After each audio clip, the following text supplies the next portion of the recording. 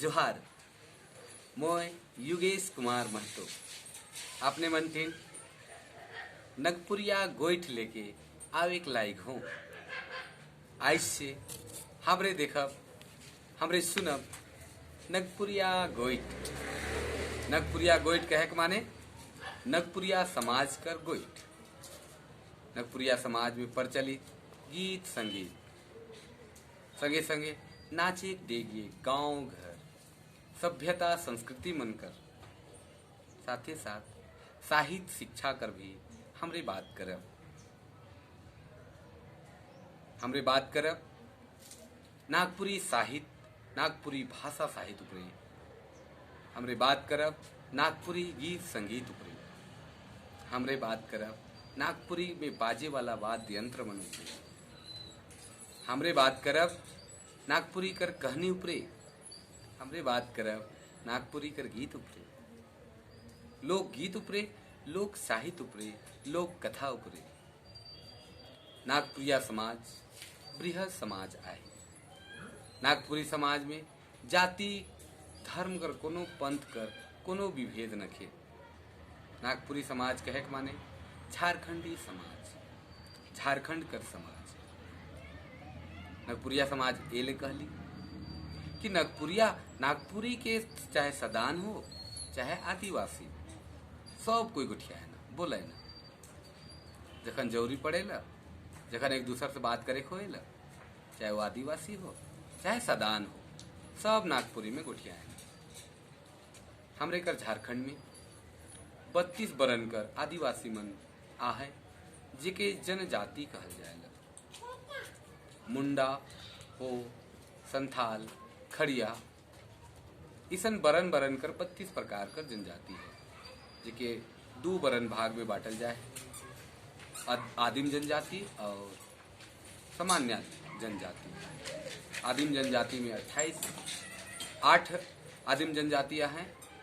28 जनजाति पहले रहे लेकिन बाद में इकर विस्तार होलक और 32 जनजाति होलक। उकर में 8 जनजाति आदिम जनजाति और 22 सामान्य जनजाति आहे। दूसर सदान जेकर मातृभाषा नागपुरी भाषा आहे जेके उमन माय भाषा के रूप में प्रयोग करे ना। माय भाषा कहे के माने अपन बोली अपन मातृभाषा। नागपुरी सदान मनकर माय भाषा आहे। मुदा सदान मनकर संगे संग आदिवासी मन भी नागपुरी भाषा उपरे गोइठ बात करे ना एक दूसरे से संपर्क करे। इके लेंगवा फिरका भी कहल जाएला कहे के माने संपर्क भाषा भी कहल जाएला। हमरे नागपुरी कर गीत कर संगे संग अर्थपूर्ण बात मन के भी जाना। नागपुरी में बरन बरन कर राग रागनी है जेके हमरे गाय के भी बताब और उकर अर्थपूर्ण बात के मन के भी बताए कर प्रयास करब।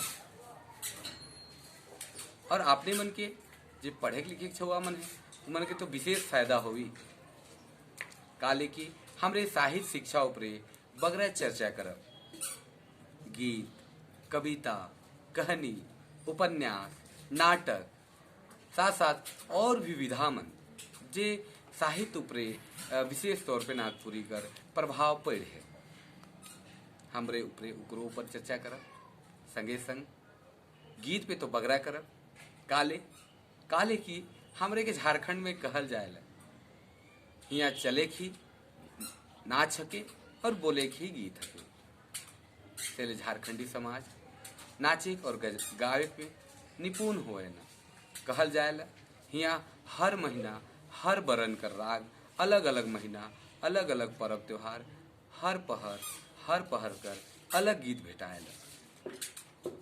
सेल हमरे जानब सुनब प्रयास करब। अपने मन से भी हम सीखे कर प्रयास करब। अपने मन कर सुझाव भी चाहब कि कैसन लागला कि चैनल में जो हमरे शुरू करत थी अपने मन का मार्गदर्शन भी चाहिए हो सकेला कोनो बात हम बेस से नहीं बताए पा रहा था। अपने मन का सुझाव रही तो प्रयास करब कि बढ़िया सी बात मन की मैं बताबू। फिर से एक बार कह चाहत हो कि नगपुरिया गोइठ में नागपुरी साहित्य कर साथ साथ नागपुरी समाज कर सभ्यता संस्कृति सब ऊपरे चर्चा हुई। तो आज हमके विदा देव, इतने ही सब कोई जोहार, अपने मन सुखी संपन्न रहे। जोहार।